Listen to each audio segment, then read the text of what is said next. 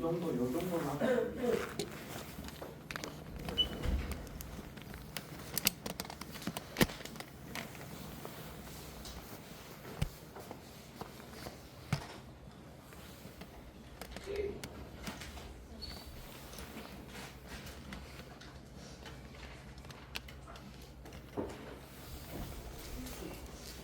예. 기도드리겠습니다. 살아계신 사랑의 하나님 우리 아버지 감사를 드립니다. 수련의 마지막 날을 맞았습니다. 마지막 강의를 통해서 또 우리가 하나님 말씀을 나누고자 합니다. 어떤 사람을 하나님께서 기뻐하시고 어떤 사람에게 은혜를 베푸시는지 말씀을 통해서 배운 대로 우리 가슴에 새기게 하시고 우리의 남은 생애가 하나님의 능력을 체험받고 하나님을 위해서 귀하게 쓰임받았던 사람들처럼 여기 있는 모든 심령이 정말 하나님의 나라와 복음의 영광을 위해서 귀하게 쓰임받을 뿐 아니라 하나님께 사랑받는 자는 세상 사람들에게도 사랑과 존경을 받는다 말씀하셨사오니 한 사람도 빠짐없이 온 세상 모든 사람들에게 사랑과 존경을 받기에 부족함이 없는 권위 있는 자들로 세워지게 하여 주옵소서. 성령께서 남은 생애를 걸음걸음마다 인도하시고 위로해 주옵소서.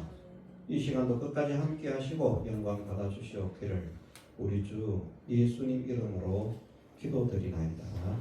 아멘. 하나 강의를 오늘 강의를 들어가기 전에 하나 먼저 생각해 볼 것이 우리 강원이하고 그다음에 서건이가 정답을 줘서 치킨 티켓을 받았는데 티켓으로 갔어요? 돈으로 갔어요? 그런데 이제 에덴 동산에서 자녀를 낳은 것에 대해서 또 이제 사람들이 다르게 생각하는 게 있어서 그 문제도 잠깐 짚고 넘어가는 게 좋겠다 그런 생각을 합니다.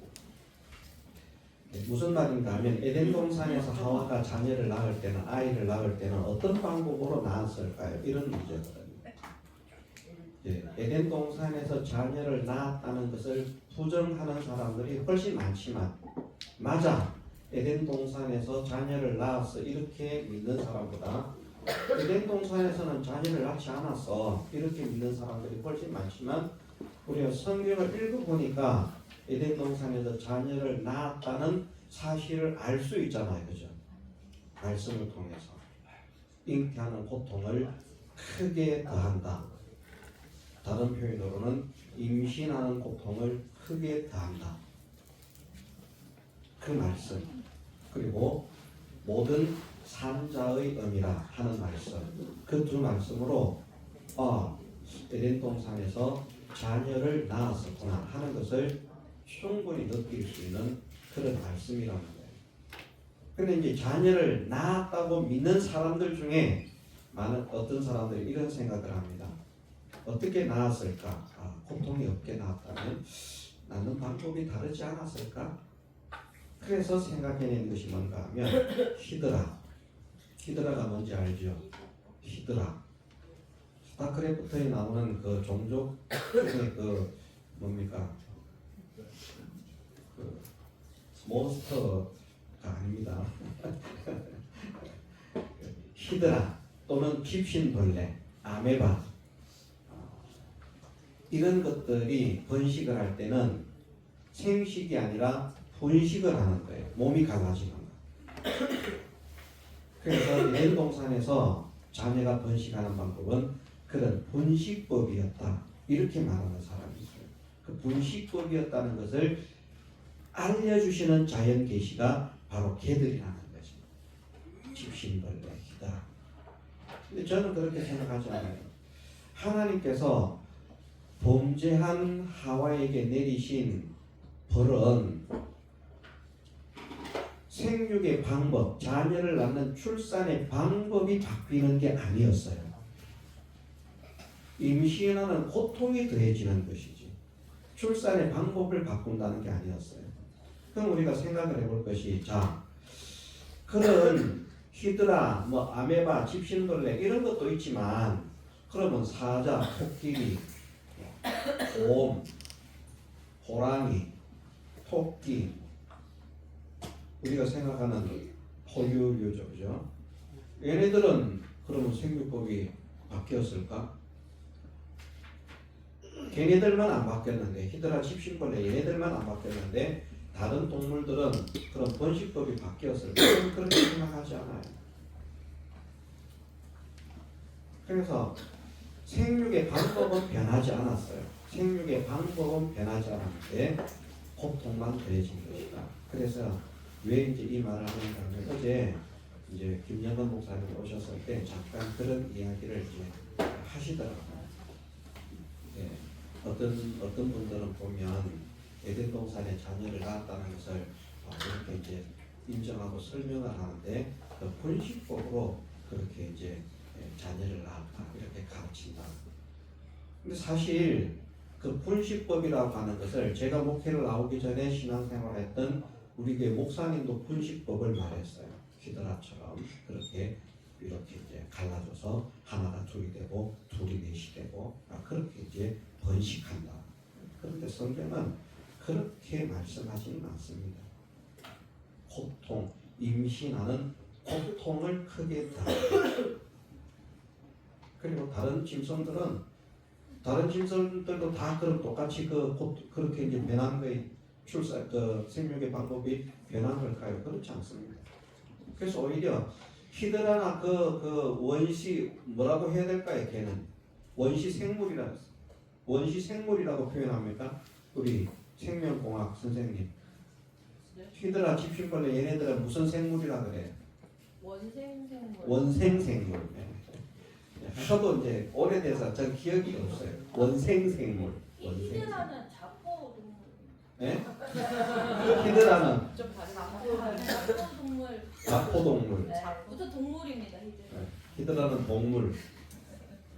아메바는 원생생물. 집신벌레는 원생생물. 집신벌레는 조금 크지 않나? 히드라보다. 크지만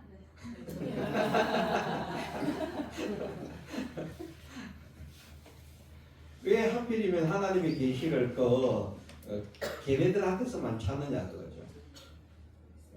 그 발상은 다분히 어떤 지식이 거기에 관여를 하는가 하면 진화라고 하는 지식이 거기에 관여를 합니다. 사람의 생명체가 단세포 생물에서부터 시작해서 쫙 이렇게 자꾸 시간이 지나면서 이제 진화하고 다세포 생물들로 점점 더 많은 그런 세포를 가진 생물들로 점점 더 발전한 그런 생물들로 이렇게 이제 변화가 되었다, 진화가 되었다. 그 지식에 약간 이제 그거를 해서 걔네들이 생명의 기원이라는 그런 개념을 가지고 있어요. 그런데 아닙니다. 하나님은 자체로 그냥 만드셨어요. 다.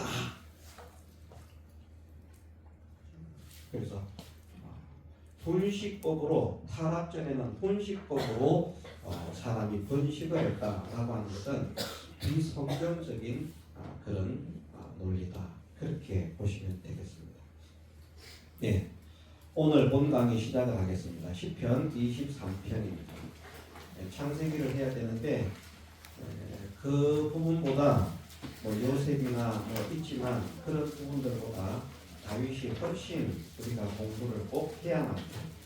왜 다윗은 꼭 공부를 해야 됩니까? 우리가 신앙의 인물을 공부할 때 다른 사람은 다 빼도 괜찮은 건 아니지만 해야 되지만 그래도 정말 중요하게 다루어야 될 두 사람을 말한다고 하면 아브라함과 다윗이에요.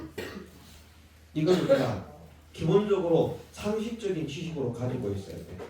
성경에서 가장 중요한 인물 두 사람이 누구냐? 아브라함과 다윗이에요. 베드로는요. 베드로 중요한데 아브라함과 다윗만큼 중요하지 않아요. 다 중요해요. 중요하지 않다고 하지 않았어요? 어디 가서 말을 와전시키면 안 돼요. 왜 저는 개인적으로 이것도 이제 개인적인 생각입니다. 왜 개인적으로 아브라함과 다윗이 가장 중요하게 우리가 다루어야 할 인물이라고 생각하는가? 예수님을 어떻게 표현하는가 하면 아브라함과 다윗의 자손 예수 그리스도라. 아브라함과 야곱의 자손, 아브라함과 이삭의 자손 이렇게 말하지 않아요. 아브라함과 다윗의 자손 예수 그리스도라.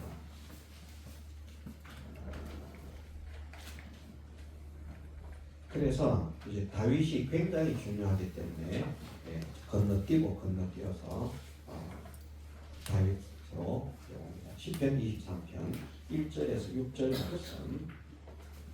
여호와는 나의 목자시니 내가 부족함이 없으리이다. 그가 나를 푸른 초장에 누이시며 빌만한 물가로 인도하시는도다. 내 영혼을 소생시키시고 자기 이름을 위하여 의의 길로 인도하시는도다. 내가 사망의 음침한 골짜기로 다닐지라도 해를 두려워하지 않을 것은 주께서 나와 함께 하시며 주의 지팡이와 막대기가 나를 안위하시나이다. 주께서 내 원수의 목전에서 내게 상을 베푸시고 기름으로 내 머리에 바르셨으니 내 날이 넘치나이다. 나의 평생의 선하심과 인자하심이 정녕 나를 따르리니 내가 여호와의 집에 영원히 거하리로다. 아멘. 제목은 시온의 언약을 받은 다윗입니다.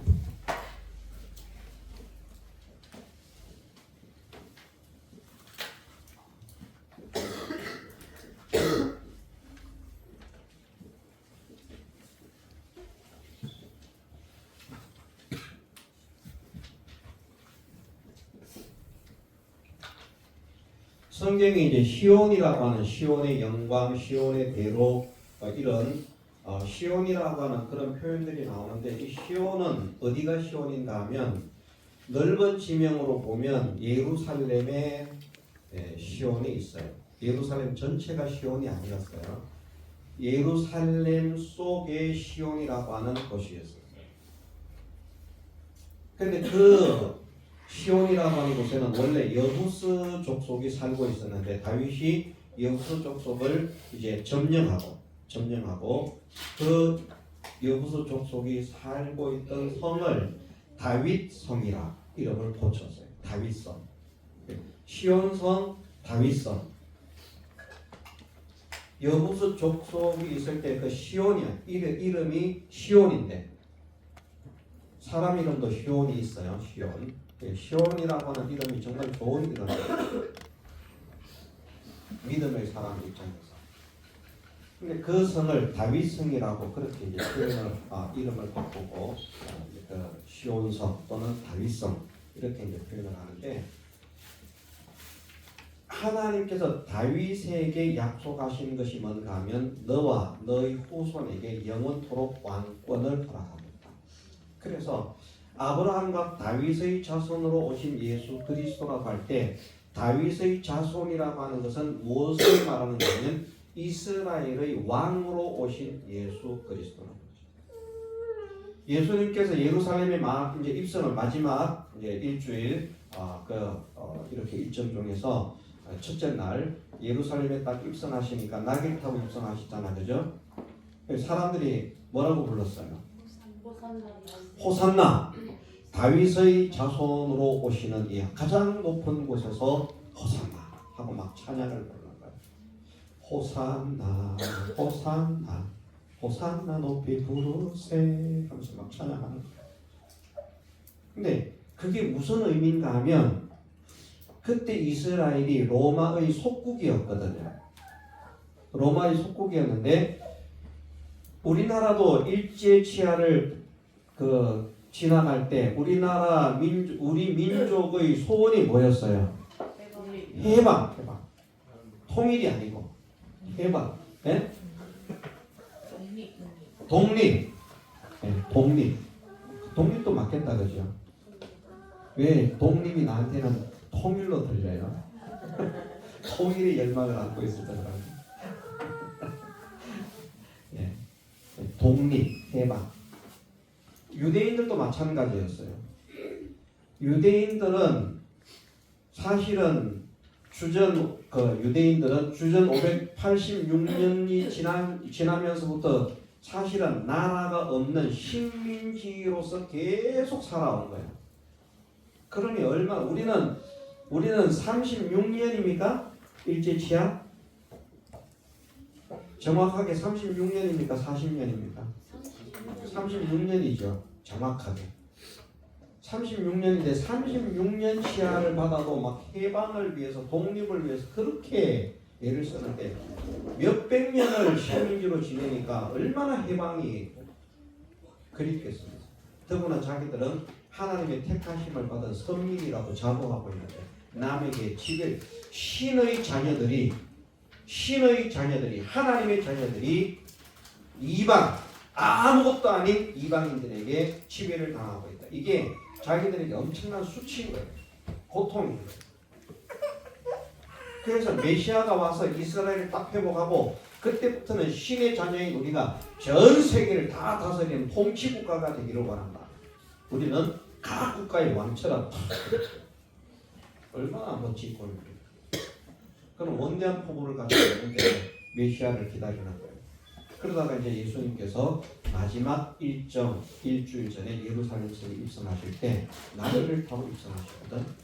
그런데 성경에 어떻게 되어 있는가 하면 보라 너희 왕이 나귀를 타고 임하신다. 이 말씀이 생각이 나요.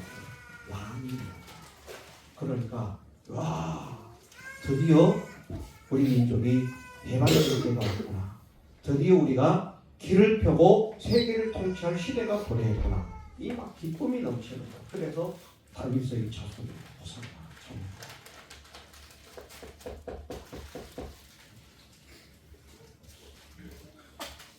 예수님을 다윗의 자손, 다윗의 위를 이은 왕으로, 영원한 왕으로 자기들은 알지 못하지만 그렇게 생각하면서 우리 왕이 되어가고 찬양하는 찬양이 그날의 찬양이었던 거예요.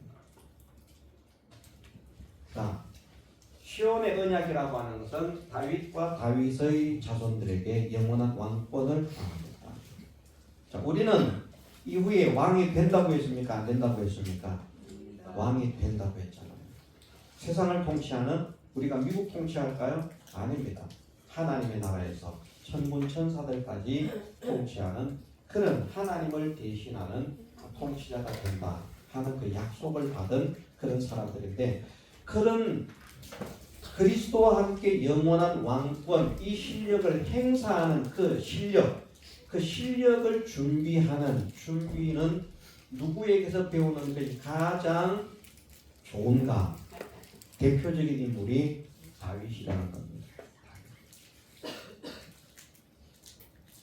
다윗이 이런 믿음을 가졌기 때문에 이런 사람이었기 때문에 다윗과 다윗의 후손에게 영원한 왕권을 주겠다고 하나님께서 은혜를 축복하신 거예요. 어떤 사람이었는지 우리가 그걸 배우는 거예요. 우리가 영원한 통치자에 합당한 그런 실력을 가진 자가 되려고 하면 다윗 같은 사람이 되어야 한다는 것이죠. 다윗 같은 사람이 시온이라고 하는 이 단어의 의미는 이제 그 아주 중요한 요새라는 말입니다. 정말 중요한 요새 그런 말이 이제 시온이라는 그런 말인데 다윗은 어떤 믿음을 가졌는가 세 가지를 한번 생각해 보려고 하는데요.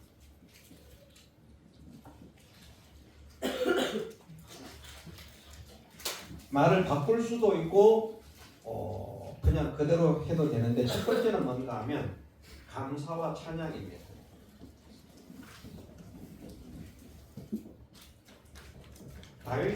다윗의 신앙의 첫째는 감사와 찬양이에요. 이걸 다른 말로 바꾸면 어떻게 바꾸면 조금 괜찮을까? 환경을 이기는, 환경을 다스리는, 환경을 극복하는 다윗이라. 어떤 환경이 오든지 다윗은 그 환경을 다스린다. 환경을 다스릴 줄 아니까 하나님 나라의 영광의 통치자가 되기에 합당한 사람입니다. 그 환경을 어떻게 다스리는가 하면 감사와 찬양으로 다스린다는 겁니다. 감사와 찬양. 오늘 우리가 읽은 시편 23편 1절에 그렇게 말씀을 하고 있거든요. 여호와는 나의 목자시니 내가 부족함이 없으리로다. 그런데 제가 말씀을 드린 일이 있습니다만 다윗이 여호와는 나의 목자시니 내가 부족함이 없다라고 고백했는데 정말 다윗이 부족함이 없는 사람인가? 아닙니다. 가진 것이 쥐뿔도 없다고 할 만큼 모든 것이 부족한 사람이었어요.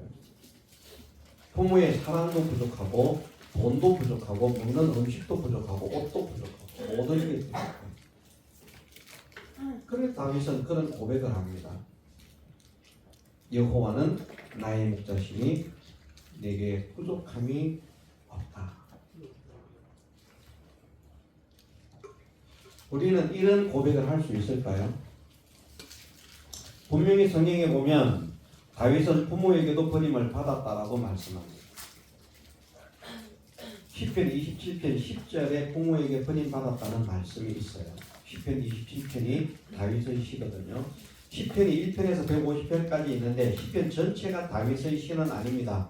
그래서 시편을 인용하면서 다윗이 그랬다 이러면 안 돼요. 다윗이 지은 시도 있고 아삽이 지은 시도 있고 모세가 지은 시도 있고 그래서 그것을 잘 살펴보고 말을 해야 되지 시편에 있으니까 다윗일 거야 그러면서 다윗이 이런 믿음을 가졌다 이렇게 말하는 분들이 간혹 있거든요. 그건 잘못된 거야. 그런데 시편 27편은 다윗의 고백입니다.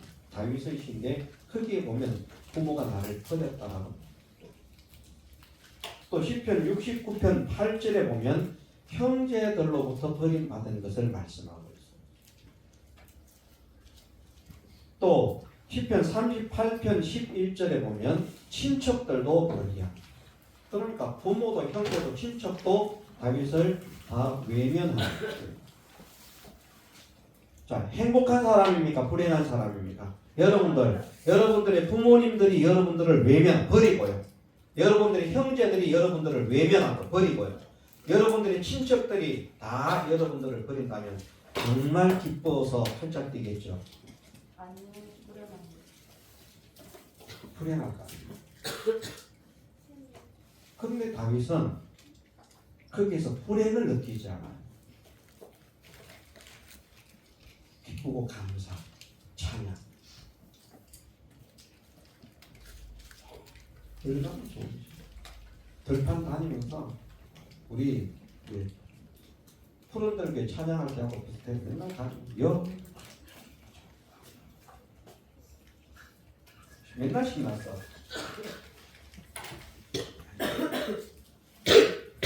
어떤 사람들은 보면 교회를 다니면서 하나님을 믿고 목회자가 됐는데도 아버지 왜 이렇게 힘듭니까? 왜 이렇게 고통스럽습니까? 왜 이렇게 어렵습니까?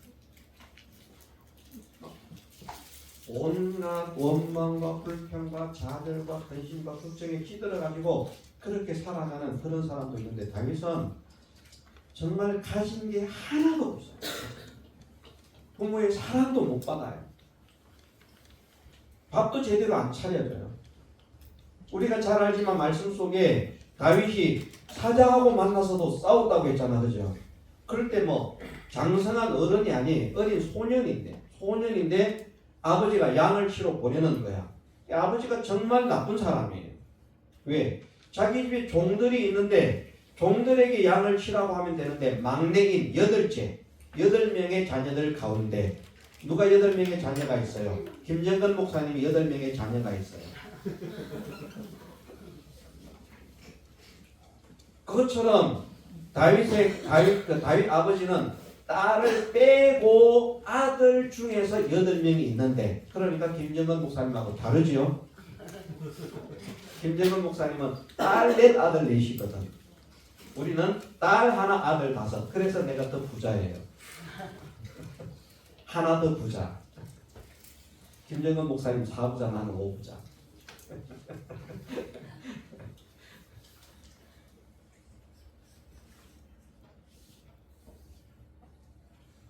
형들도 있어요. 종들도 있어요. 근데 정말 이새가 나이가 엄청 많아서 낳은 아들이 이 아들 다윗도 이 다윗 시대는 뭐 아브라함 시대보다 한참 시대가 이제 조금 좀 많이 지났거든요. 많이 지났는데 그런데도 그때 연대 계산을 해보면요 이새의 나이가 어마어마하게 많은 사람이라는 걸 느낄 수 있어요. 왜냐하면 출애굽에서도 다윗까지가 대수가 몇 대가 안 돼요. 살몬은 라합에게서 보아스를 낳고 보아스는 루색에서 오벳을 낳고 오벳은 누구를 낳고요? 네? 이새를 낳고 이새는 다윗 왕을 낳았다. 근데 라합이 누군가 하면 출애굽할 때 살던 사람이야. 출애굽 시대에. 그 사람이 여리고성의 기생 라합과 결혼해서 보아스를 낳았어요. 그 보아스도 나이가 많아가지고 늙었는데 룻이 와가지고 결혼을 하겠습니다. 나를 아내로 맞아주세요. 그래 결혼해서 오벳을 낳아요. 그리고 이새를 낳아요. 그리고 다윗을 낳는 거야. 그 과정에 약 500년의 시간이 지나가는데 대수가 자 보아스, 오벳, 이새, 다윗.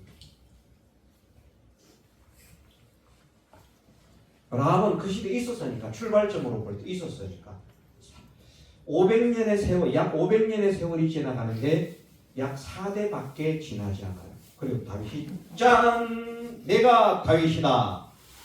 하고 나타난 거예요. 그러니 얼마나 아버지들이 나이가 많았겠어요. 전부 다 나이가 많았을까? 그렇진 않아요. 늙었다라고 표현을 하는 사람은 보아스와 이새거든요. 그 사람들 중에. 그러니까 이새가 아마 아브라함보다 훨씬 늦은 나이에 다윗을 낳았을 거예요. 제 생각으로는 그 200세 가까이가 되었을 수도 있겠다는 생각을 할 만큼. 그러면 얼마나 예뻐요. 할아버지들이 보면요 자기 아이들보다 손주를 더 귀여워한다니까. 자기 자식도 아닌데 자식의 자식인데도 손주가 더 귀여운 거야. 그러면 그 많은 나이에 그 막둥이를 귀여운 막둥이를 낳았으면 얼마나 예쁘겠어요. 얼마나 사랑스럽겠어요. 그런데 버리는 거예요. 못 살아서 버리는다? 아니에요. 잘 살아요. 종들이 있는 집이라니까요. 짱짱한 집인데 버리는 거예요. 와, 나 같으면요 부모 욕하고 세상에 이런 부모가 없다고 막 동네방네 다니면서 자기 부모 나쁘다고 욕하고 돌아다녔을 거야. 나 같으면 다윗은 그러지 않아요. 양을 치러 가라 그러니까 형님들이 있는데 왜 나를 보냈어요? 양을 치러 가라. 종들이 있는데 왜 나를 보냈어요? 그러지 않고요. 자기가 갑니다. 갔는데 사자를 만난 거야. 얼마나 무서워요. 근데 하나님 딱 함께 하시니까 사자를 팍 쳐서 죽이고 사자가 물고 가던 양을 탁 꺼내가지고 돌아왔어요. 그럼 집에 가서 이 이야기 했을까요? 안 했을까요? 예? 했을까요? 안 했을까요? 했어요. 했지 않겠어요? 우리 같으면 안 하겠습니까? 아빠, 엄마도 참 야속한 사람이에요. 아버지가 그렇게 내보내도 야, 내가 대신 종들 보낼게 니는 이러면 좋을 텐데 엄마도 보면 그래서 부모, 아버지만 버린 것이 아니라 어머니도 버렸다는 말이에요. 모든 성경에 예수님께 대해서 기록을 예언을 하고 있다는데 예수님도 부모에게 버림받는 것을 예언하고 있는 거예요. 그게 집에 가서 오늘 양치다가 사자 만났어요. 내가 쳐 죽이고 양새끼 찾아왔어요. 그러면은 조금이라도 자녀를 걱정하는 부모 같으면 야 오늘부터 나가지 마라. 응? 이제부터는 야 이런 사나운 짐승이 출몰하니까 혼자 가서 안 되겠다. 여럿이서 함께 가도록 뭐 형들을 보내든지 종들을 보내든지 여럿이 보내서 집에 할게. 이래야 될 건데 그 다음에 또 혼자 간다니까요. 혼자 또 곰하고 또 싸운다니까요. 얼마나 기구한 운명인지. 그런 대우를 받았어요. 그런 대우. 그런데 다윗은 기쁜 거야. 감사한 거야. 찬양이 거야. 여호와는 나의 목자시니 내가 부족함이 없었다. 우리에게 그런 사람이 되라고 말씀하십니다. 아멘. 현실의 부족함과 현실의 불행을 보면서 좌절하고 원망하고 낭망하고 슬퍼하는 것이 아니라 하나님을 생각하면서 하나님이 나와 함께 하심을 믿기 때문에 하나님의 말씀을 믿기 때문에 그 가운데서 기뻐할 수 있는 사람이 되고 감사할 수 있는 사람이 되고 찬양하는 사람이 되어라. 그것이 진짜 나를 믿는 사람이다. 하나님께서 그렇게 말씀하시는 거예요. 우리가 그런 사람이 되기를 원합니다. 아멘. 우리가 그런 사람. 여러분들 부모님이 계신다는 것만으로도 감사를 해야 돼요. 저는 다윗이 그랬을 것 같아요. 부모님이 나를 이렇게 버리고 이러지만 그래도 또 저녁이 되면 집으로 돌아가고요. 뭐 부모는 아는 체도 안 하지만 그래도 엄마 아빠가 계신다는 것이 얼마나 좋을까. 얼마나 좋을까. 이게 정말 행복이다. 저는 그렇게 생각을 했을 것 같아요. 저는 그 다윗의 마음을 이해를 해요. 진짜로. 왜냐하면 제가 부모님에게 버림을 받은 사람이거든요. 저희 부모님이 저를 버리셨어요. 아주 어릴 때. 처음 버릴 때의 장면을 저는 생생하게 기억을 합니다. 처음 버림받을 때. 우리 아버지가 저를 외갓집으로 버리러 갔어요. 다른 데 들판에 버린 건 아니고 외갓집으로 이제 버리러 간 거예요. 어디로 가면서 말입니다. 그런데 술이 취해가지고 고주망태가 돼가지고 비틀거리는 가운데 진주에서 기차를 타고 부산으로 옵니다. 그게 나중에는 그게 진주와 부산이라고 하는 그 노선이라고 하는 건 나중에 알았어요. 그때는 겨우 1살 정도였기 때문에 어디서 출발하고 어디로 가는지는 몰라요. 장면만 기억을 해요. 여기 이런 모양이었구나. 내린 여기 이런 모양이었구나. 출발할 때는 이랬는데 도착하니까 깜깜한 밤이었구나. 이런 거 기억하고요. 다른 거는 기억을 잘 못하는데 아버지가 고주망태가 돼가지고 비틀거리는 가운데 기차를 타고 기차에서 옛날 기차는 어떻게 되어 있었는가 하면요. 이렇게 되어 있으면 의자가 이렇게 되어 있는 게 아니라 옆으로 지하철처럼 옛날에 그런 기차가 있었어요. 거기에서 그냥 대자로 뻗어가지고 술에 취해요. 그리고 저를 부산 진역에 나중에 보니까 그게 부산 진역인 거예요. 그때는 몰랐어요. 진역에 내려서 역 앞에 있는 식당에 가서 밥을 먹고 그리고 외갓집으로 데려다주고 아버지는 사라졌어요. 어머니가 없는 거예요. 있는데 어머니가 없는 거야. 외갓집에는 또 자녀들이 많아요. 우리 외할머니가 자녀들이 많아요. 그리고 우리 막내 이모가 저보다 3살 많아요. 막내 이모가 2살 반 정도, 3살, 3살 많아요. 그러니 내가 1살 정도면 막내 이모도 겨우 젖된 정도로밖에 안 되는 거야. 어린 거야. 그러니 키우는 게 얼마나 힘들겠어요. 그래서 저를 다시 큰 집으로 보내버린 거야. 큰 집. 우리 큰 집으로. 저 시골, 우리 고향 있는 마을에 시골에 있는 함양이라고 하는 동네로 보낸 거예요. 근데 큰 집에 갔는데 큰 집에는 사촌 형님 둘, 사촌 누나 둘, 나보다 한 넉 달 정도 늦은 사촌 동생 하나, 젖을 먹고 있는 엄마의 젖을 빨고 있는 사촌 동생이 하나. 그래서 4명의 자녀가 있는 거예요. 그럼 내가 거기에 또 갔네. 우리 큰 집 잘 살지도 못해요. 화장실이라고 하는 거는 이렇게 이제 밑에 돼지를 키우고 사다리를 타고 올라가면 위에서 똥을 놓으면 돼지가 기다리고 있다가 받아먹는 그런 화장실. 그래서 그런 집에서 이렇게 이제 살게 됐는데 제가 머리가 굉장히 좋았어요. 그래서 처음부터 주판을 배운 게 아니지만 한 3살 정도 됐을 때 큰아버지가 주판을 가르쳐 주는데 한 번 가르쳐 주니까 알겠더라고. 원리를 다 알겠더라고. 그래서 1전이요, 2전이요, 3전이요 하면서 주판을 이제 금방 그날 당장 배워가지고 주판을 놓기 시작하는 거예요. 근데 이 큰아버지가 욕심이 많아가지고 우리 사촌 형님들하고 누나들한테도 막 주판을 가르치네. 근데 이걸 못하는 거야. 그러니까 막 야단을 치는 거야. 막 욕을 하면서. 이 바보 같은 것들, 병신 같은 것들, 주님한테 니들은 왜 못하냐. 나이도 많은 것들이 막 하면서. 그러니까 큰어머니는 속이 상하겠어요? 안 상하겠어요? 엄청 상하다는 거죠. 나 때문에 자기 자녀, 자기 뱃속으로 고생해서 낳은 자녀들이 나 때문에 아버지, 남편한테 막 맨날 야단 듣는 거야. 이 바보 같은 것들, 병신 같은 것들. 밥 먹을 자격도 없는 것들 하면서. 그러니까 막 큰어머니한테는, 큰아버지는 그러고 나가서 일하러 나가면 끝이지만 집에는 누구하고 같이 있는 거예요? 큰어머니하고 같이 있는 거예요. 그러니까 큰어머니는 제가 눈에 가시 같은 사람인 거예요. 같이 안 있고 싶어, 데리고 싶지 않아요. 그런 집에서 산 거예요. 저는 정말 어릴 때인데 그 모든 것을 1년 365일을 생생하게 기억하지는 못하지만 많은 일들을 거기에 기억을 합니다. 그런데 어느 날 엄마가 갑자기 나타나는 거예요. 이렇게 오라고 그러더라고요. 근데 제가 가고는 싶은데 이런 마음 아는지 모르겠어요. 가고는 싶은데 일부러 삐진 척하는 거 이러면서 안 갔어요. 그랬더니 안 오네 그러면서 이제 큰어머니하고 이야기를 하고 있는데 내가 잠깐 밖에 나갔다가 들어왔어요. 어머니가 사라져버린 거예요. 놔두고 가버린 거예요. 또다시. 근데 내가 펑펑 울었어요. 정말 펑펑 울었어요.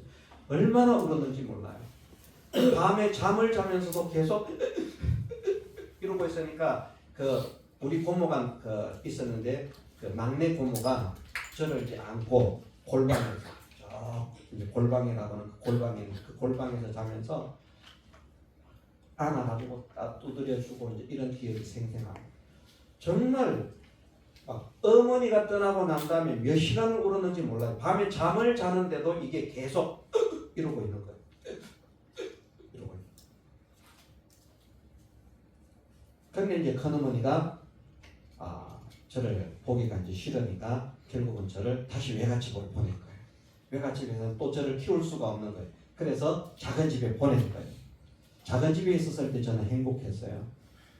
우리 작은아버지가 목회를 하셨는데 정말 행복했다. 왜냐하면 작은아버지는 총각이었고 아내가 없고 자식이 없고 할머니와 같이 살고 있는데 할머니는 저를 지극정성으로 살펴주는 거예요.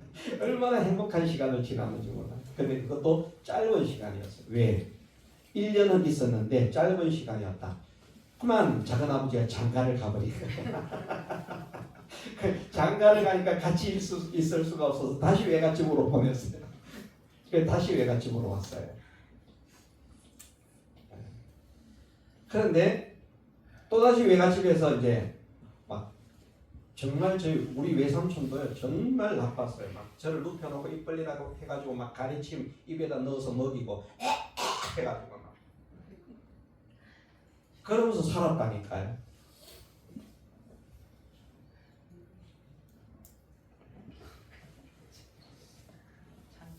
그래서 이제 그 외할머니가 자녀들이 그렇게 하고 하는 거 아니까 막내 이모는 저한테 잘했어요. 같이 잘 놀았어요. 나이가 비슷하니까 2살 반밖에 차이가 안 나니까 친구처럼 잘 놀았는데 외삼촌은 이제 중학생이었는지 고등학생이었는지 그랬는데 이 사춘기 뭐 그런 거 있잖아요. 어쨌든 집에서도 보면 막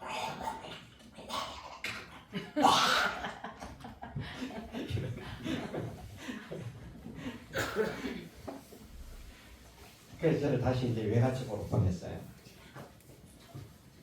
외갓집에 가니까 외갓집이란다. 작은 집에 가니까 결혼 때문에 저를 외갓집으로 보냈는데 그리고 이제 지나서 다시 작은 집에 가니까 우리 그 사촌 여동생이 태어나가지고 그래도 잘해주시더라고요. 그게 또 행복했어요. 온갖 사건을 겪으면서. 그런데 이제 제가 사촌 동생 머리를 태워 먹었잖아요. 그죠? 들었죠?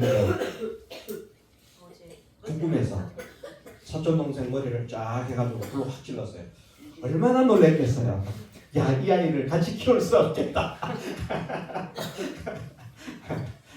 그래서 그러시더라고요. 너 외갓집에 갈래? 엄마한테 갈래? 엄마가 있는 곳을 아는 거야. 어디 있는지를. 우리가 있던 곳은 이제 큰 집은 함양, 외갓집은 부산, 작은 집은 김해 이렇게 있었는데 거기 이제 뭐 함양, 부산, 김해 왔다 갔다 이렇게 하면서 이제 살다가 이제 초등학교 때, 국민학교 때 이렇게 이제 학교 생활을 김해에서 하고 있다가 그렇게 하는 거예요. 머리를 태우고 난 다음에 너 외갓집에 갈래? 엄마한테 갈래? 그래서 조금도 망설임 없이 엄마한테 가겠다. 그 겨울에 강원도로 온 거예요. 그러면서 어머니하고 같이 이제 살기를 시작했는데 한 8년 정도 어머니하고 헤어져서 살다가 만나가지고 한 6년 정도 또 어머니하고 같이 살았어요. 근데 어머니가 갔더니 돌보지를 않아요. 나가면 밤에 들어. 나가면 집에서는 굶는지 안 굶는지도 모르는 거예요. 근데 저는 먹을 수가 없었어요. 왜냐하면 우리 아버지가 돈을 어떻게 버는 분인가 하면 일당을 통운회사라고 하는 곳에서 일을 하는데 뭐 삭도라고 이야기를 해요. 나무를 이렇게 날라가지고 이제 그 일당을 벌어먹고 사는 그런 분이었는데 하루에 빵원을 벌고 어떤 때는 20원을 벌고 어떤 때는 50원을 벌고 어떤 때는 70원을 벌고 하루에 일당으로 받아오는 게 이게 정해진 고정된 일당이 아니라 나무를 몇 개 날랐는가에 따라서 돈을 주는데 나무를 한 개도 나르는 날이 없으면 나무를 이제 탄광에다가 그 이제 갱목으로 쓰기 위해서 나무를 날라야 되는데 탄광에서 나무를 요구하는 일이 없으면 그날은 돈 못 버는 날인 거예요. 나무를 조금 나르면 20원 벌기도 하고 50원 벌기도 하고 70원 벌기도 하고 많이 벌면 100원을 버는 거예요. 100원이면 한 달 얼마예요? 300원이잖아. 3,000원이잖아. 100원이면 3,000원. 그때에 공장에서 일하는 사람들 가장 낮은 기본급이 얼마였는가 하면 3만 원 정도였어요. 근데 우리 아버지는 한 달에 3,000원을 버셨어요. 3,000원. 얼마나 버어요?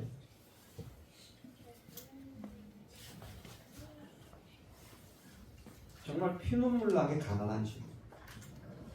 근데 우리 어머니는 교회 다닌다고 아침에 나가면 뭐 집회하고 뭐 밤에 오던가 어떤 때는 뭐 그냥 또 그 집회하는 그런 데서 또 이렇게 우리 수련회 하듯이 숙박하면 자는 일도 있으면 뭐 이렇게 자. 그러니까 집에 딸은 있는데 애가 먹는지 안 먹는지도 잘 모르는 거예요. 저는 그 기억을 해요. 이제 쌀을 뭐 한 포대씩 뭐 20kg씩 이렇게 쌀을 사는 게 아니라 이제 돈을 뭐 이렇게 몇백 원 이렇게 주면 시커먼 비닐봉지를 하나 가지고 가가지고 쌀 한 대빵을 사오는 거예요. 한 대빵. 그걸 매일 사오는 게 아니라 어쩌다가 한 번씩. 그럼 이제 그걸 많이 먹어야 되니까 어떻게 먹겠어요? 쌀 요만큼 넣고 김치 많이 넣고 물 쫙 뜨거워가지고 김치죽을 끓여가지고 양이 많아지게 해가지고 먹는 거예요.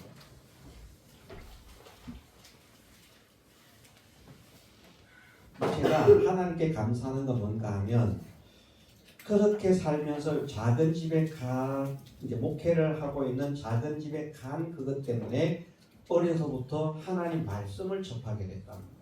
말씀, 그래서 성경을 읽으면 성경 때문에 성경으로 한글을 배우고 하면서 이제 성경이 재미가 있고 가까워지고 자꾸 읽고 성경을 가까이 하게 된 거예요. 하나님께서 저를 목회자로 쓰시려고 성경을 가르치는 목회자로 쓰시려고 그런 환경을 지나게 한 거예요.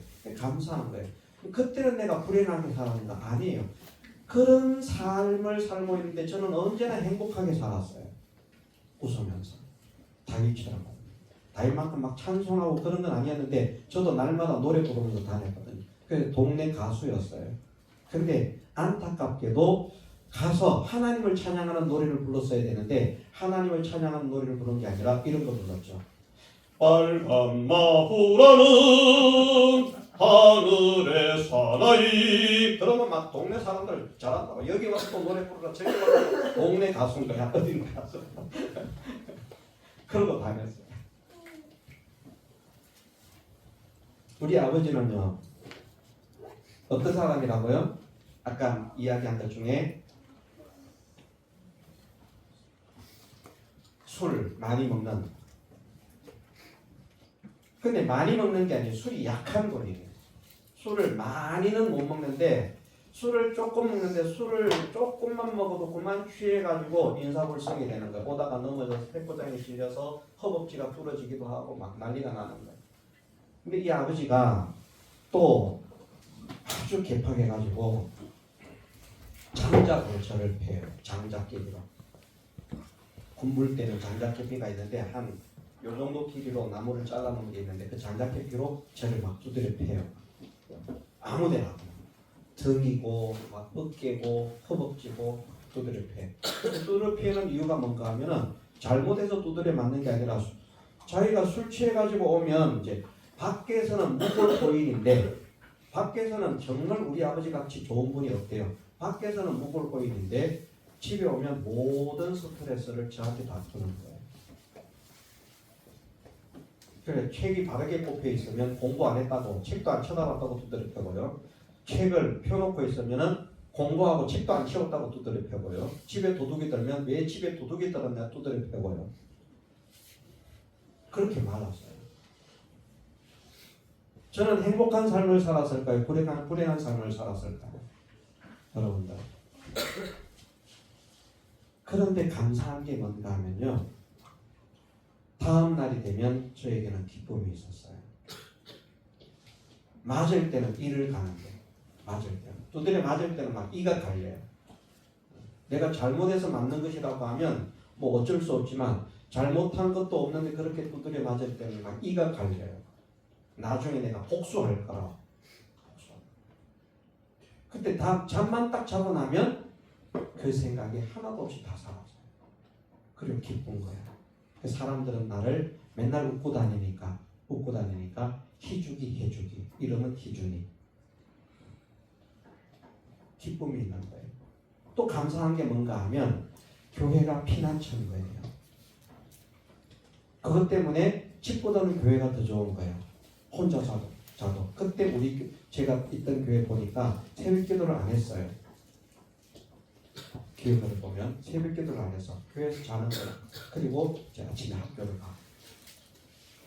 교회가 가까워지는 그것 때문에.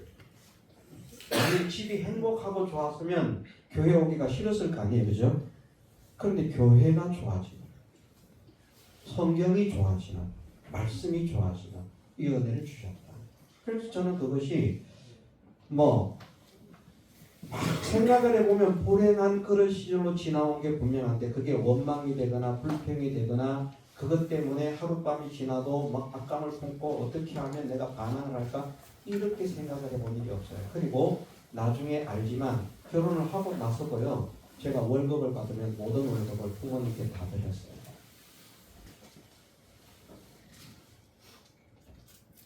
저는 한 푼도 안 쓰고 나중에 80년대가 돼가지고 제가 월급을 좀 많이 받았어요. 많이 받았는데 그때는 반 정도를 제가 쓰고 반 정도는 집에 드렸는데 그 외에는요 월급을 받으면 그냥 그대로 다 드렸어요. 얼마나 효자예요. 근데 그게 원망하고 불평 안 했어요. 우리 사모도 이상하게 생각했을지도 모르고 아무 생각도 없었을지도 몰라요. 원래 그래 하는 건가 보다. 그렇게 생각했을지도 몰라요. 어떻게 생각했습니까? 처음에는 어머니께 돈을 드리는 줄 몰랐죠. 네. 목사님도 관리하시는 줄 알았는데 나중에 보니까 그래서 좀 기가 막히다는 생각. 기가 막히다. 기가 막히고 코가 막힐 거죠.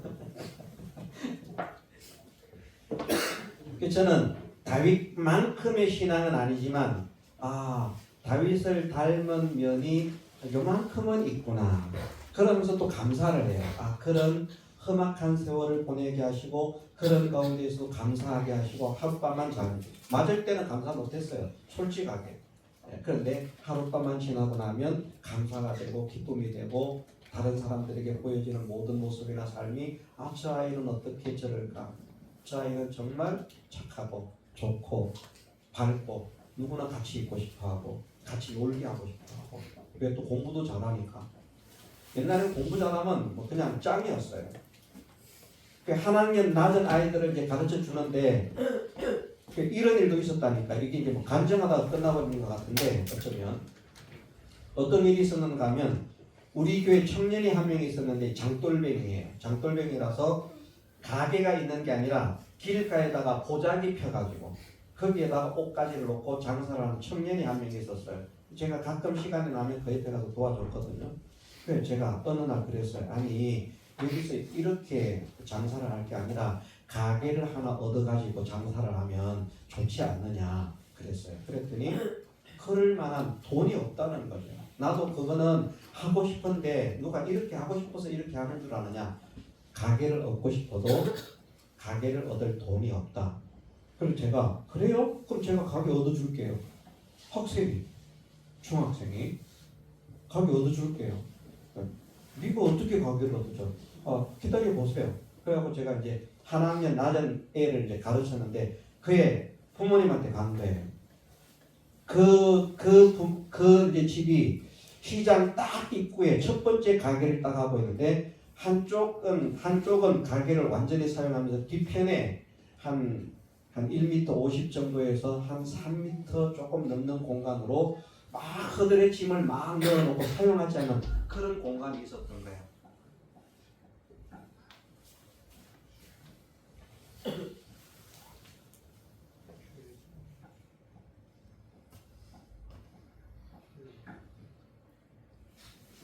그래서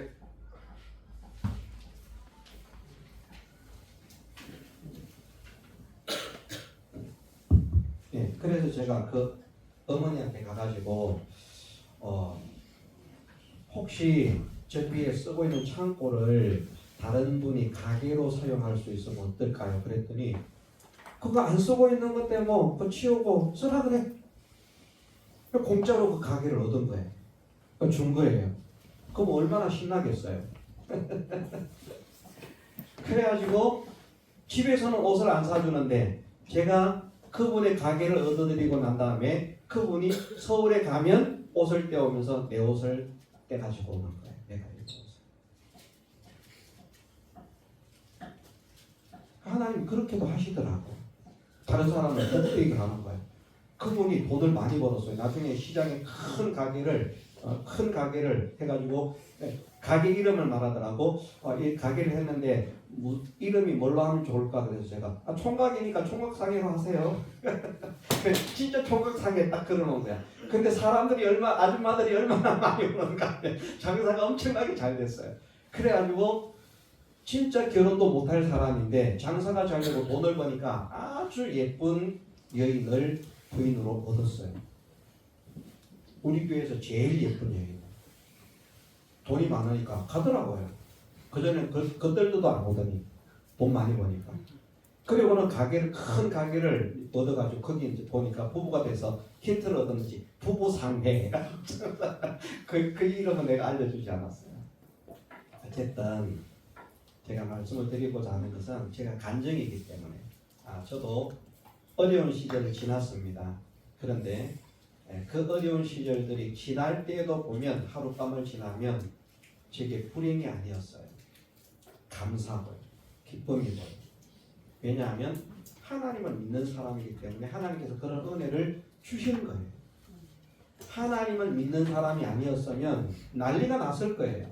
그런데 하나님을 믿는 사람이니까 하나님께서 마음의 평안과 기쁨을 하룻밤만 잡아나면 회복을 시켜주시는 거예요. 기쁘게 사는 거예요.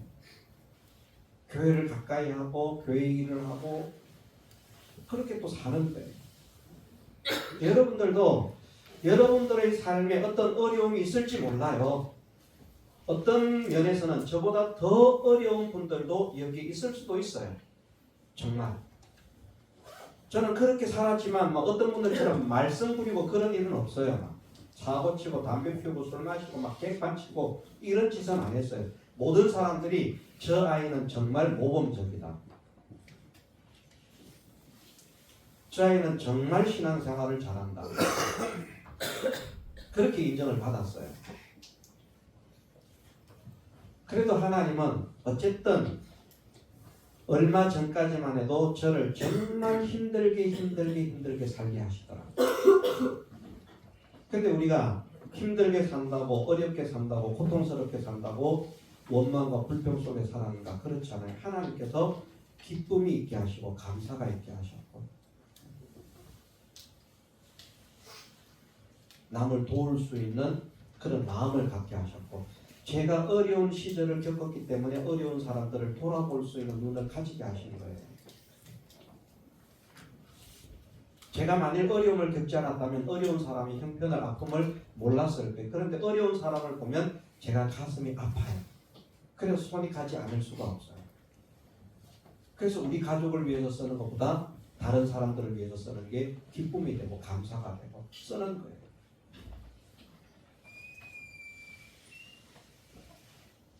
우리는 다윗을 통해서, 다윗은 저보다도 훨씬 더 열악한 환경을 살았어요. 그런데 저는 그냥 뭣도 모르는 하나님의 은혜로 기쁨과 감사로 살았지만, 다윗은 하나님을 믿는 믿음 안에서 확실한 말씀 위에 서서 하나님을 의지하고 그 모든 환경들을 다 극복했다.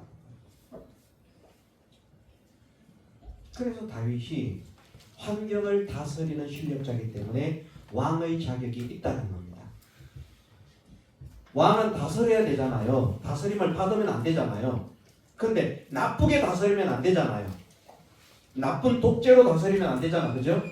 다른 사람을 해치고 죽이고 압제하고 억압하고 누르고 강탈하고 막 이러면, 이런 독재자가 되면 안 되잖아요.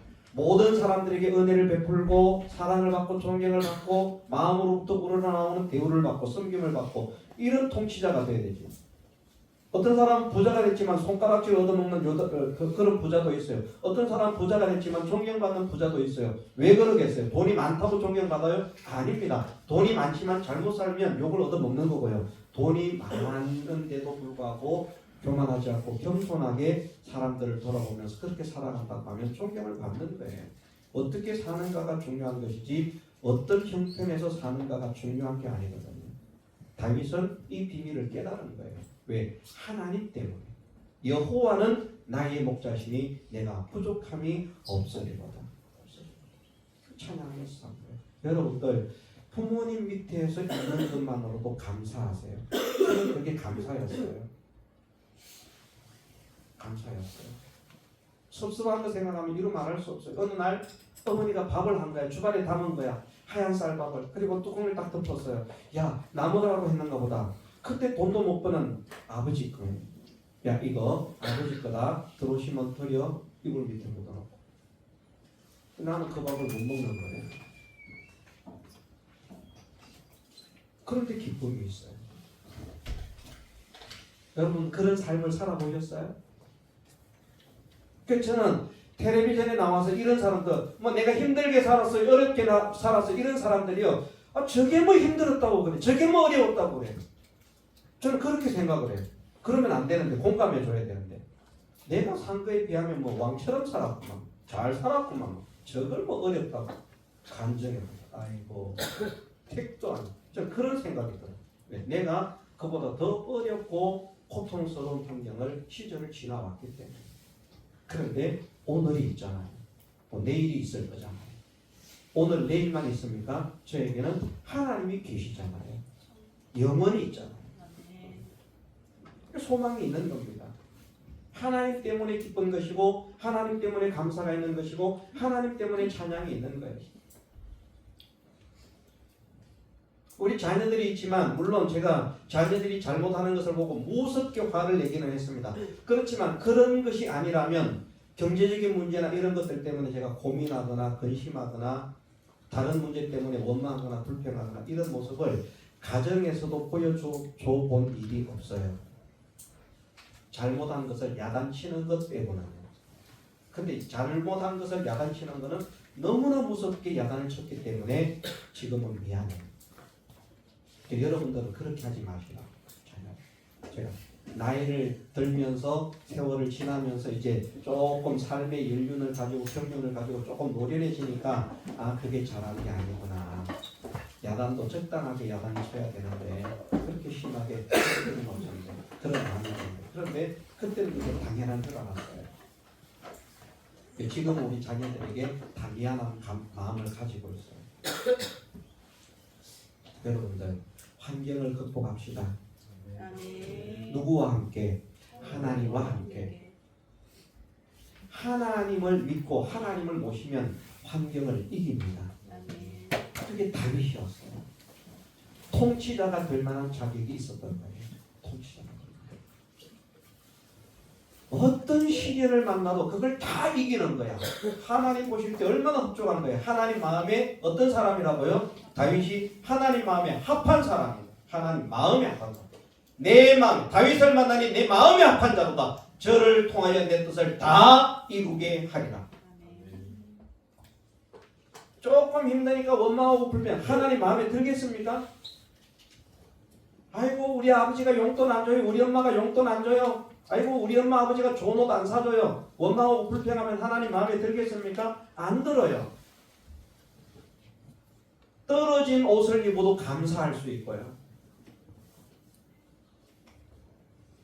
저는 교복 말고는 우리 부모님이 옷 한 벌 딱 사줬어요.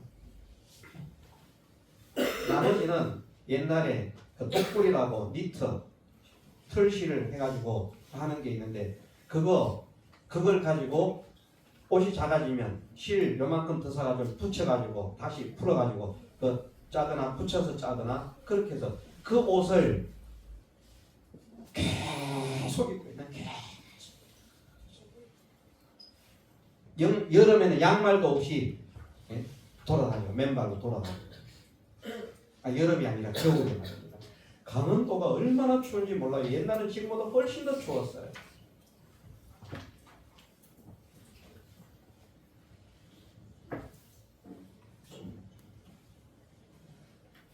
워커를 사줬는데 그걸 몇 년을 신었다고 했잖아요. 나중에 신을 수가 없어요. 발이 너무나 아프니까. 양말도 없는 맨발인 거예요. 그래도 감사합니다. 그래도 기쁨이 있어요. 그 기쁨과 그 감사는 누가 주셨다고 확신하는가? 하나님께서 주셨다고 확신해요. 자, 다윗은 어떤 믿음을 가졌다고요? 감사와 찬양. 왜 감사할 수 있고 왜 찬양할 수 있는가? 환경을 이기는 힘이 있기 때문에. 환경의 지배를 당하지 않기 때문에. 그럼 왜 환경의 지배를 당하지 않는가? 왜 환경을 이길 수 있는가? 하나님이 함께 하심을 믿기 때문에. 여호와는 나의 목자시니 내가 부족함이 없을 거다. 그것 때문에. 그것 때문에 부족함이 없는 거예요. 다 부족한 거예요. 두 번째는 똑같은 비슷한 말이긴 하지만 두 번째는 다윗은 어떤 믿음을 가지고 있는가 하면요. 두려움이 없어요. 아주 용감해. 사자를 만나도 용감해. 곰을 만나도 용감해. 도망갈 생각을 안 해. 골리앗을 만나도 용감해. 그 키 큰 사람도 도망을 가고 그 힘센 사람들도 도망을 가는데 골리앗 보면 그냥 막 겁이 나는 거예요. 골리앗은 40일 동안 나와서 야 싸우자 야 싸울 사람 있으면 나와봐. 나중에 싸울 놈 있으면 실제로는 그랬겠죠. 야 너희들 중에 싸울 놈 있으면 나와봐. 그랬겠죠. 근데 40일 동안 안 나가. 하나님께서 그렇게 하시는 거예요. 하루 정도 해보고 골리앗이 블레셋 군대 데리고 와서 이스라엘 군사 칠 수도 있거든요. 근데 다윗을 만날 때까지 골리앗은 그 말만 하고 있는 거야. 다윗한테 죽으려고. 야 나하고 싸울 사람. 아침에 나와서 저녁에 나와. 야 또 나하고 나올 사람 없어? 자자. 야 일어났냐? 나하고 싸울 사람 없어? 좀 쉬자. 저녁에 나타나가. 조석으로 나타났다 그랬거든요. 저녁에 야 나하고 싸울 사람 없어? 그럼 오늘 밤도 자자. 40일을 그런다니까. 40일을. 여러분들 전투를 그런 식으로 전투해요. 야 싸울 사람 없어? 쉬자. 야 싸울 사람 없어? 자자. 야 싸울 사람 없어? 쉬자. 이렇게 전투해요? 아니요. 공격해서 점령을 하죠. 근데 40일을 그러고 있는다니까. 왜 그렇게 됐었겠어요? 하나님께서 그렇게 하시는 거야. 누구를 만나라고? 다윗을 만나라고. 왜? 다윗에게 죽으라고. 다윗이 골리앗을 죽이라고.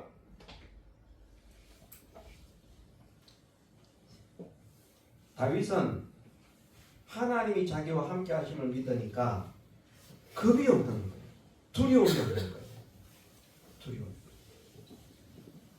죽는 것도 겁나지 않는 거야. 죽을까도 생각 안 하는 거야. 내가 이길 수 있다고 생각하는 거야. 왜 내가 이길 수 있는가? 하나님이 나와 함께 하시기 때문에. 하나님이 나와 함께 하시기 때문에.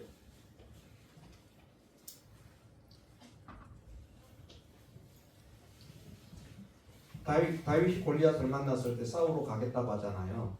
사울 왕은 사실은 싸움을 잘하는 사람이고 키가 큰 사람이에요. 근데 사울 왕이 가지 말라는 거지. 야, 저 골리앗은 어려서부터 용사고 너는 지금 어린애 그 가당키나 하냐? 정신 차리고 너 가지마. 싸우러 가지 마라. 너 죽는다. 큰일 난다. 무슨 소리냐? 가지 마라. 다윗은 그때 말하잖아요. 가겠습니다. 내가 사자도 죽였고 곰도 죽였는데 저 할례 받지 못한 골리앗이겠습니까? 하나님께서 내 손에 붙여주실 거라. 사자와 곰을 내 손에 붙이셨던 것처럼 저 골리앗을 내 손에 붙이실 것입니다. 여호와께서. 그러니까 이제 사울이 보내는 거예요. 처음부터 가라고 한 거 아니에요. 야, 잘됐다. 네가 왔냐? 얼마나 기가 차겠습니까? 덩치가 큰 사람이 골리앗하고 싸우러 간다고 해도 야, 너 실력이 감당할 수 있겠냐 염려가 되는 요만한 꼬맹이가 와가지고 말입니다. 골리앗하고 싸우겠다 그러니까 사울이 마음이 어떻겠습니까? 얼마나 착잡하고 얼마나 안타깝고 야, 내 신세가 무슨 이런 신세가 됐냐? 그렇지 않겠습니까? 야, 요런 소년이 싸운다고 그래 빨리 가서 싸워 이랬겠습니까? 아닙니다. 싸우지 말라고 말렸어요. 다윗은 가겠다는 겁니다. 왜 가겠다는 겁니까? 하나님께서 저를 나에게 붙이실 겁니다. 그걸 믿었어요.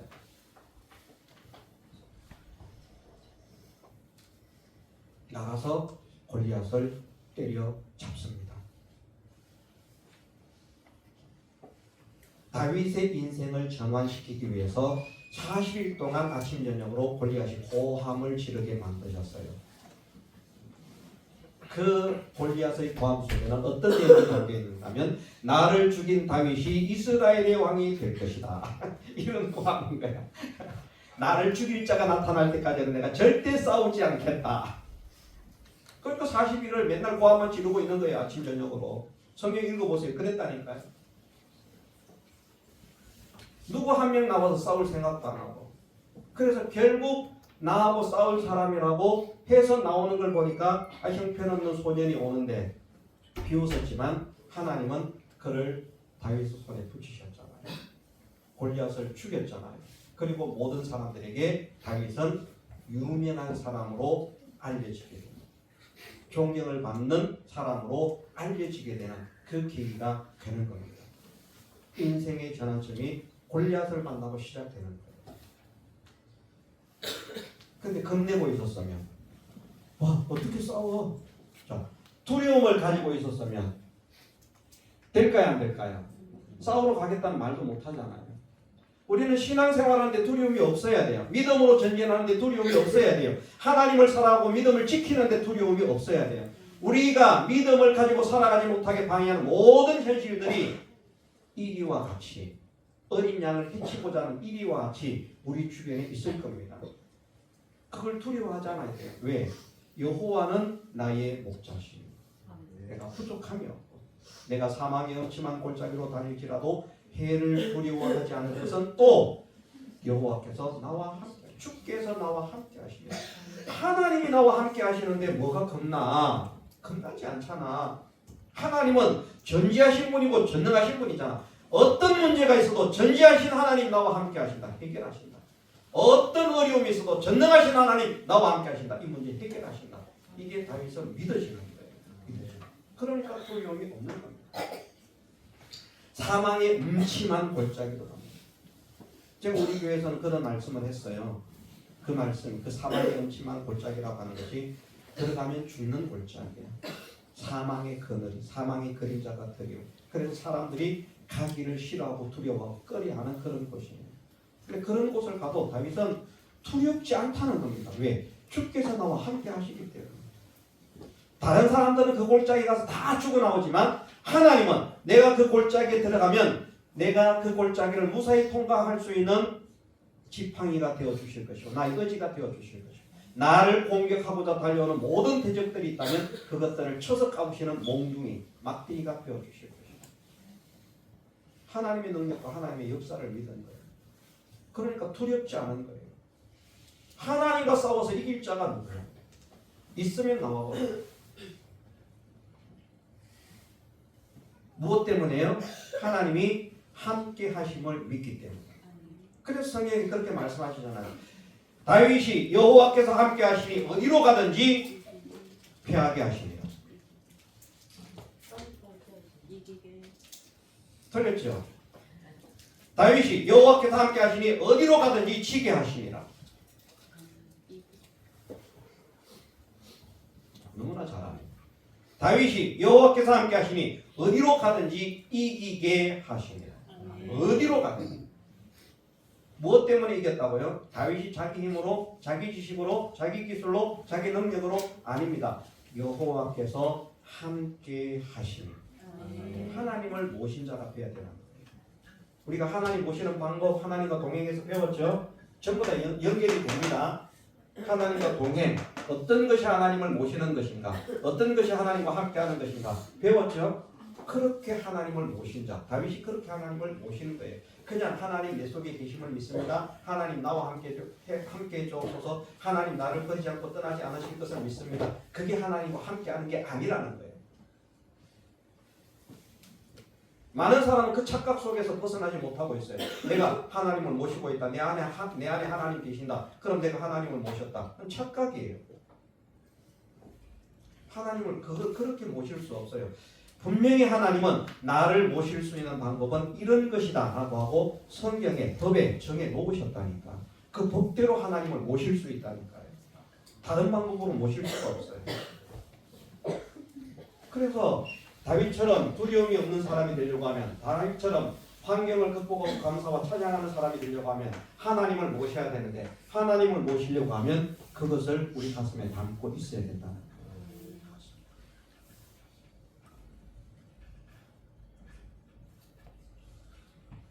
세 번째는,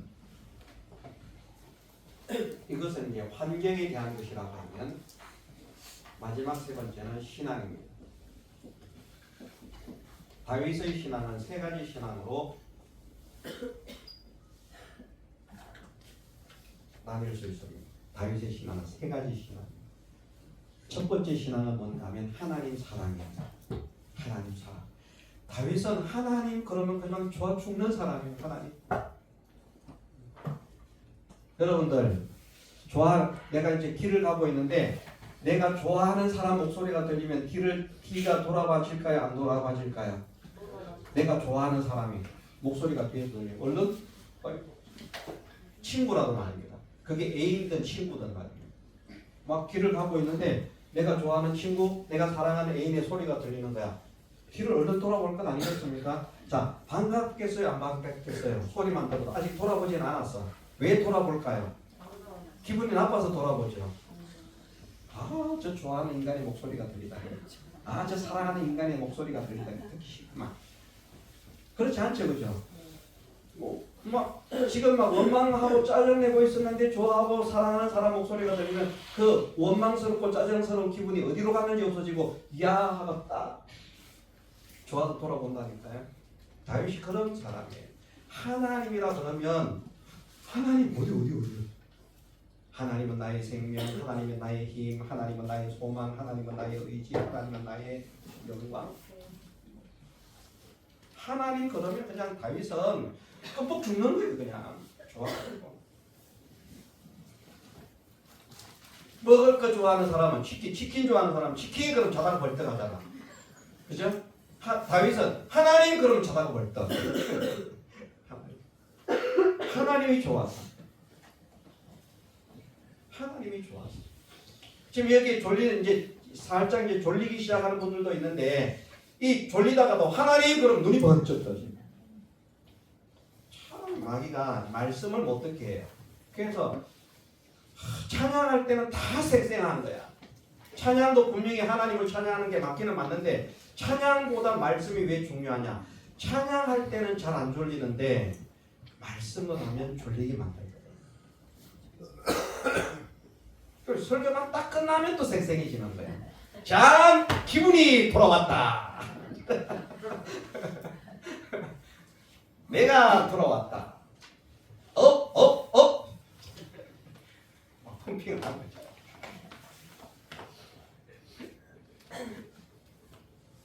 우리가 다윗같이 하나님을 사랑하는 사람이 되십시오. 하나님 사랑.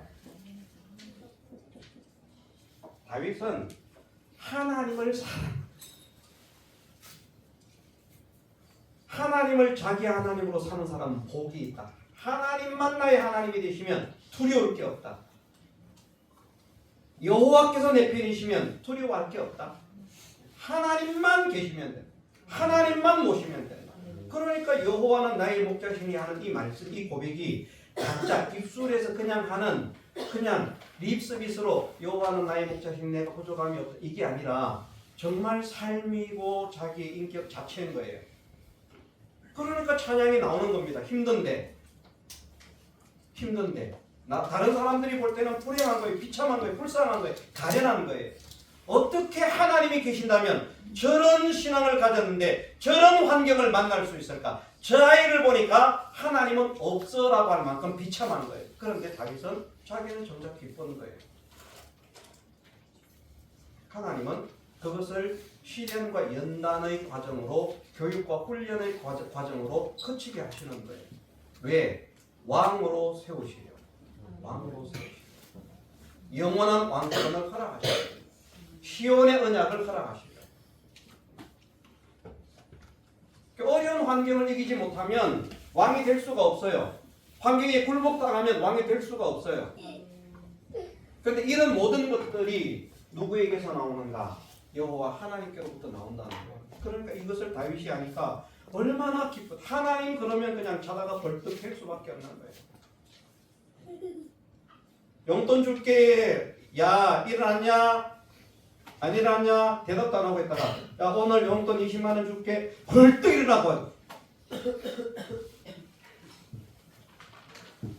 돈보다 더 좋은 하나님, 밥보다 더 좋은 하나님, 통닭보다 더 좋은 하나님, 치킨보다 더 좋은 하나님, 명품 옷과 신발보다 더 좋은 하나님.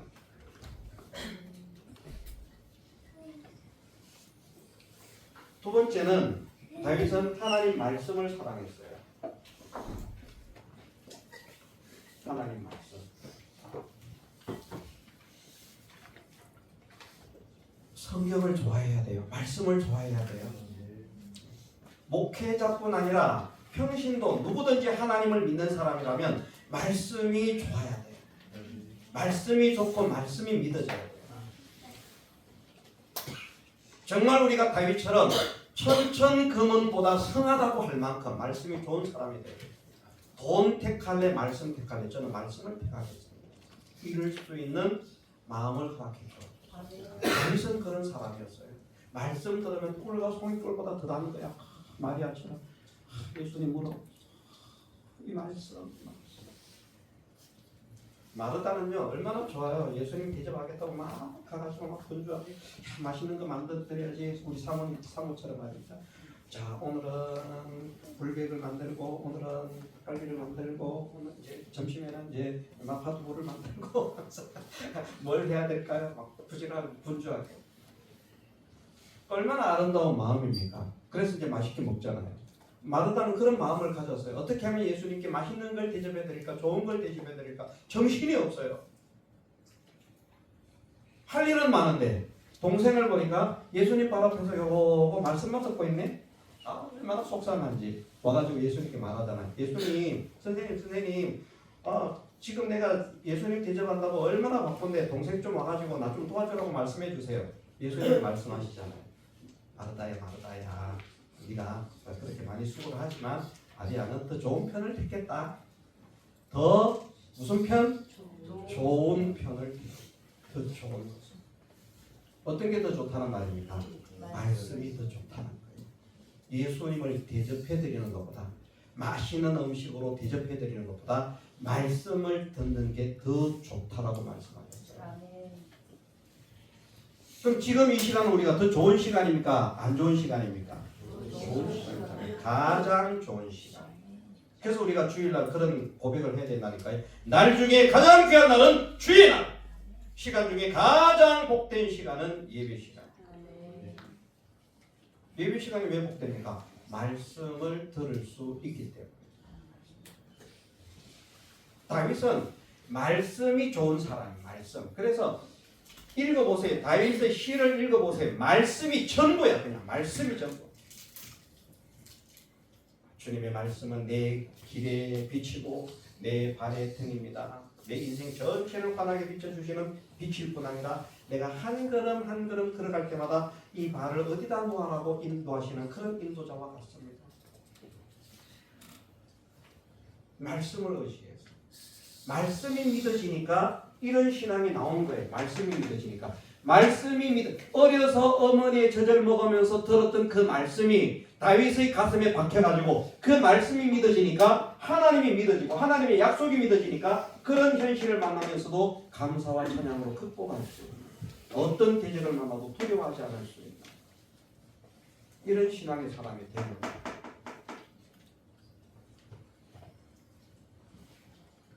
이게 다 어디에서 나왔다고요? 말씀에서 나왔어요. 믿음이 어디에서 나온다고요? 말씀에서 나와요. 믿음은 춤추는 데서 나오지 않아요. 믿음은 말씀에서 나와요. 들음에서 믿음이 나온다고 말씀하셨어요. 다른 데서 나오지 않아요. 기도는 우리의 믿음을 점검하는 거예요. 그리고 하나님의 도우심을 구하는 거예요. 그런데 기도만으로 믿음이 나오지 않아요. 말씀이 있어야 돼요.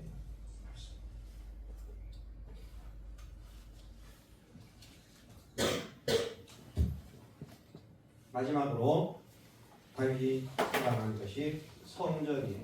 성전, 교회. 교회를 사랑해야 돼요. 다윗의 성전을 사모하는 마음은 진짜 우리가 상상을 초월하는 그런 사랑입니다. 시편 23편 6절, 시편 5편 7절 그 말씀에서부터요. 시편 26편 8절에 보면 여호와의 내가 주에 계신 집과 주의 영광이 거하는 곳을 사랑합니다. 주님이 계신 집 어디를 말하겠어요? 성전. 주님의 계신 집과 주의 영광이 거하는 곳을 사랑합니다. 성전에 여호와의 영광이 있었습니까? 없었습니까? 하나님께서 기뻐하시는 성전으로 지었을 때 모세의 성막도 마찬가지고 솔로몬 시대에 지어진 성전도 마찬가지고 여호와의 영광이 충만했다. 에스겔 선지자를 통해서 보여주는 환상 속에 나타난 그 성전에서도 여호와의 영광이 충만했다. 여호와의 영광이 충만한 하나님의 집은 성전을 나타내고 있습니다. 그런데 그 성전을 뭐 한다고요? 사랑한다는 사랑. 우리 교회를 사랑합시다. 교회를 사랑해야 돼요. 교회를 미워하면 안 됩니다.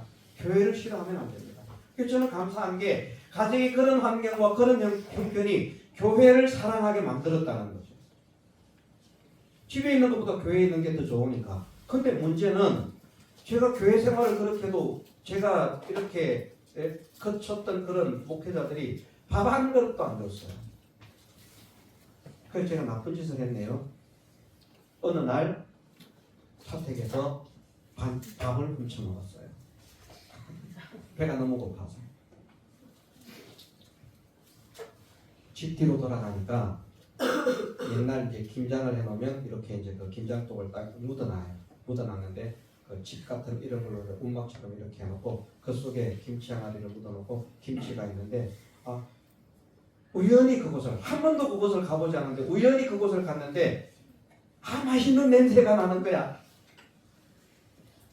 야, 나는 신김치를 엄청 좋아하거든요. 야, 이렇게 맛있는 냄새가 막 새콤한 냄새가 막 풍기는데 그 보니까 거기서 나는 거예요. 보니까 맛있는 김치가 들어있네.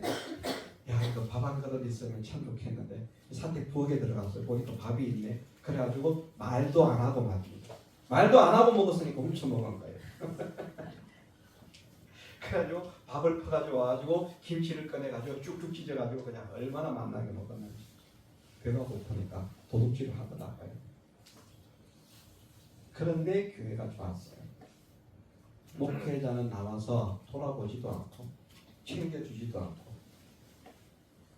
밥 한 톨 안 준 거예요.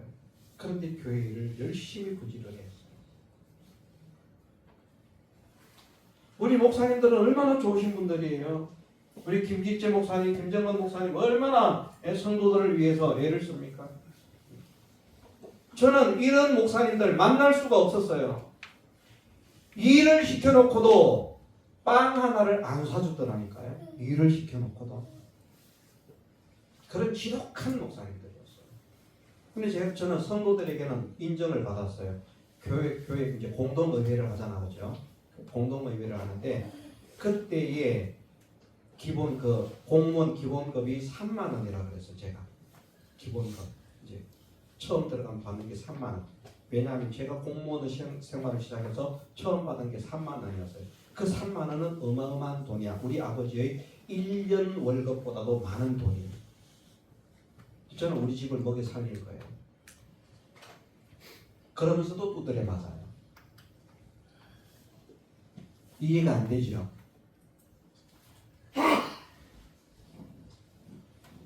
그런데 저는 성도들에게 인정을 받았다는 게 뭘 말하고 싶은가 하면 공동의회를 하면 목회자 사회를 결정하는 그런 순서가 있더라고요. 저는 몰랐어요.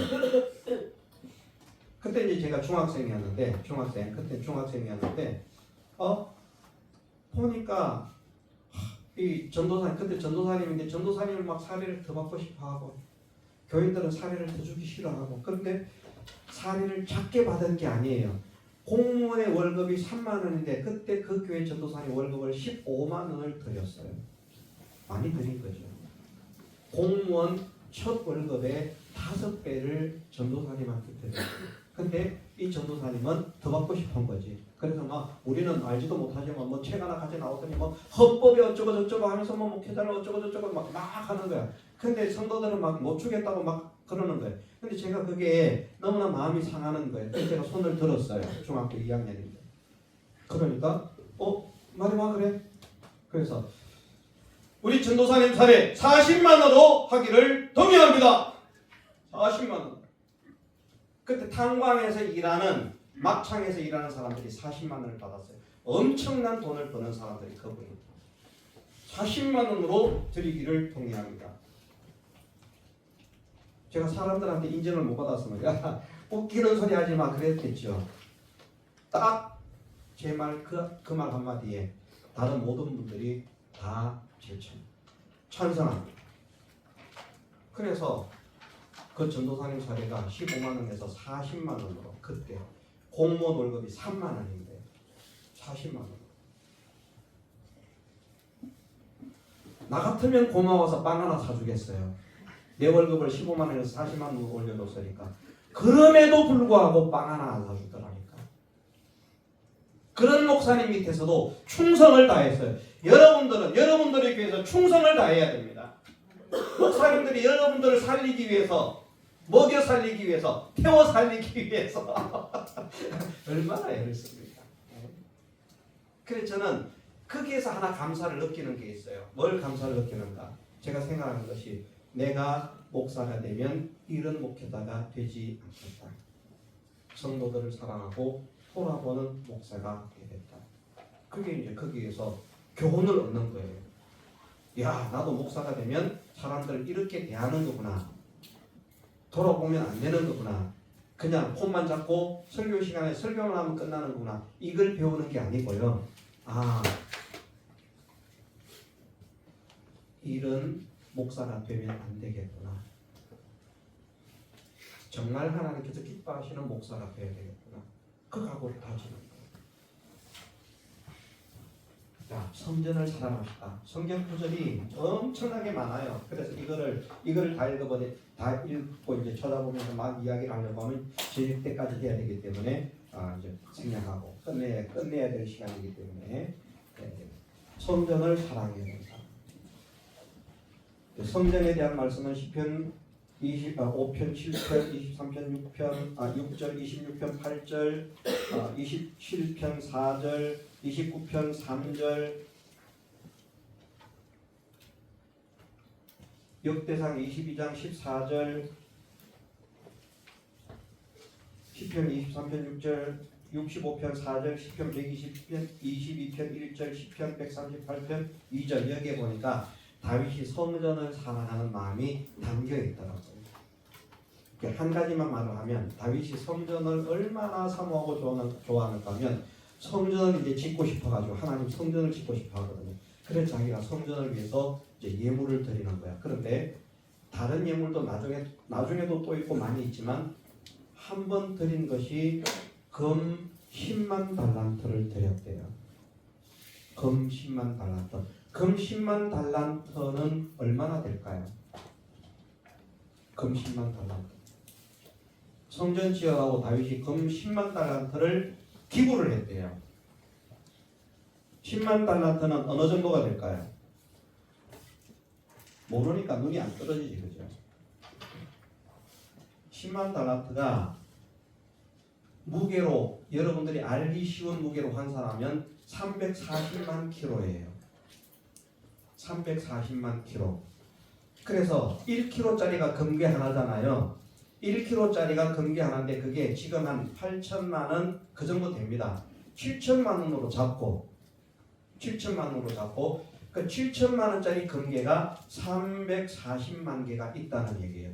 그걸 돈으로 환산하면 얼마가 되는가? 240조 원이 나옵니다. 200 얼마라고요? 40조. 빨리 줘. 240조. 그런 마음이 어디에서 나오겠어요? 우리 240조 원 우리 교회 지어라고 헌금할 수 있겠어요? 그럼 우리가 회개를 해야 되는 거예요. 하나님, 나도 다윗 같은 마음을 가지고 그렇게는 못해도 말입니다. 다윗이 성전을 사랑하니까. 그럼 다윗에게 하나님은 어떤 은혜를 주셨어요? 240조 그거밖에 안 주셨어요?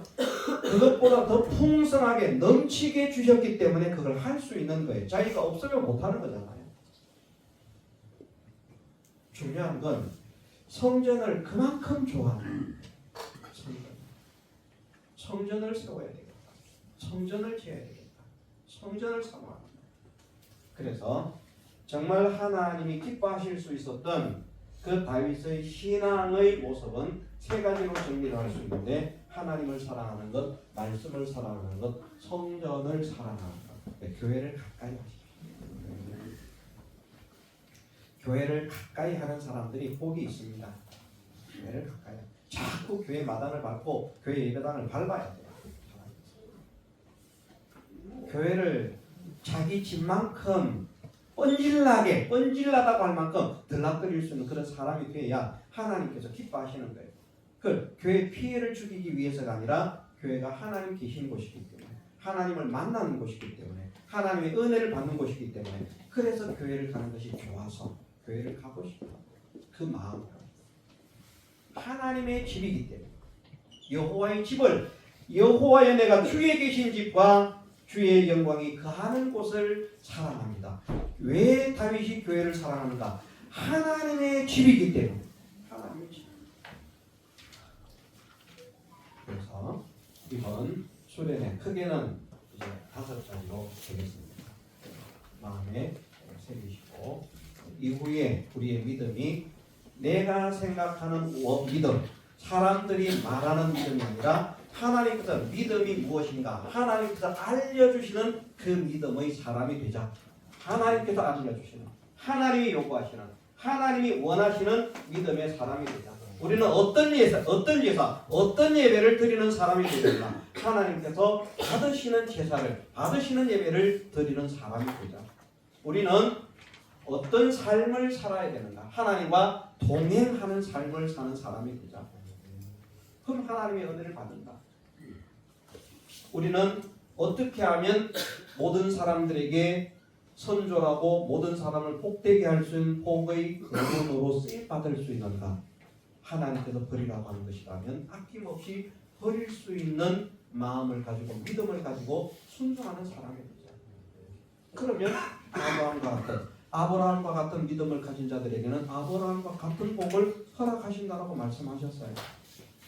마지막으로 시온의 언약을 받은 다윗처럼 정말 하나님 사랑하고 하나님 말씀이 믿어지니까 또 사랑하고 하나님 말씀이 가르쳐지는 또 하나님이 거하시는 하나님의 성전을 사랑하는 이런 사람이 되어지면 사모하는 사람이 되어지면 이 사람이 정말 하나님을 모신 사람이고 믿는 사람이기 때문에 모든 환경을 이기는 사람이 되고요. 모든 적들을 다 격파할 수 있는 두려움이 없는 사람이 되어지고 모든 곳에서 승리자가 되고 모든 곳에서 승리하는 영광스러운 왕이 된다.